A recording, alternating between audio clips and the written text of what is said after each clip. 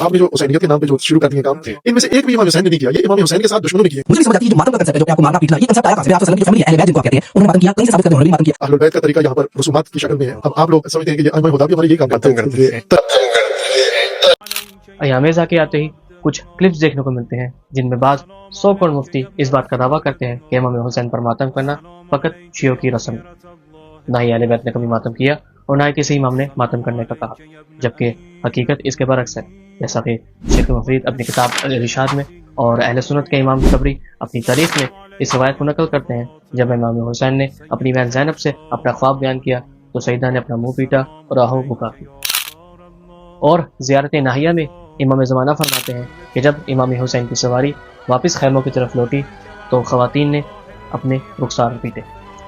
और सैयद इब्न ताऊस अपने मक्तल लहूस में और अहले सुन्नत उलमा में से ख्वारिज़मी अपने मक्तल हुसैन और तबरी अपनी तारीख में नकल करते हैं कि जब करबला से कोफा के लिए अहले बैत को कैद कर ले जाया गया तो जब उनकी नज़र इमाम हुसैन और इनके साहब के लाशों पर पड़ी तो ख़वातीन ने अपने मुंह पीटे और सैयदा ज़ैनब ने दुआ किया।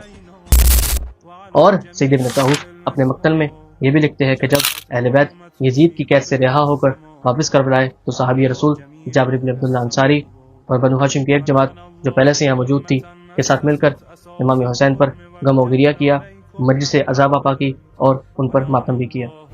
और जिन लोगों को इमाम हुसैन की मजलिस के खाने पर एतराज़ होता है तो शेख बरकी अपनी किताब अल-महासिन में रिवायत नकल करते हैं कि जब इमाम हुसैन शहीद हुए तो बनु हाशिम की ख़वातीन स्याह लिबास पहनती और इमाम सज्जाद उनके मातम के लिए खाना तैयार करते।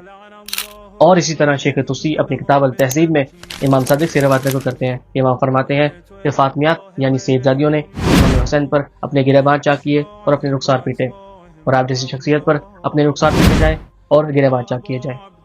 हत्ता कि आयतुल्लाह हसन नजफी अपनी किताब अल-जवाहिर में फातिमियात के इस फेल के मुतवातिर होने के कौल को नकल करते हैं। और इसके अलावा इमाम सादिक से तवातुर से नकल होने वाली वो रवायात इनको शेख कोलिया समेत दीगर मुहद्दिसीन ने अपनी अपनी किताबों में नकल किया है कि हर किसी पर बुका और जज़ा करना मकरूह है, लेकिन अगर इमाम हुसैन पे किया जाए तो बाइस सवाब है।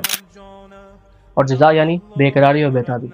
शेख कुलैनी अपनी किताब अल-काफ़ी में रवायत नकल करते हैं कि जब जाबिर ने इमाम बाकिर से पूछा कि मौला रज़ा से क्या मुराद है, तो इमाम ने फरमाया ऊंची आवाज़ में वावेला और गिरिया करना और अपना मुंह और सीना पीटना। इन रवायात के बाद भी अगर कोई शख्स के अहले बैत के गम में मातम करना हराम है तो ऐसा शख्स फिर अपनी अकल पर ही मातम करे।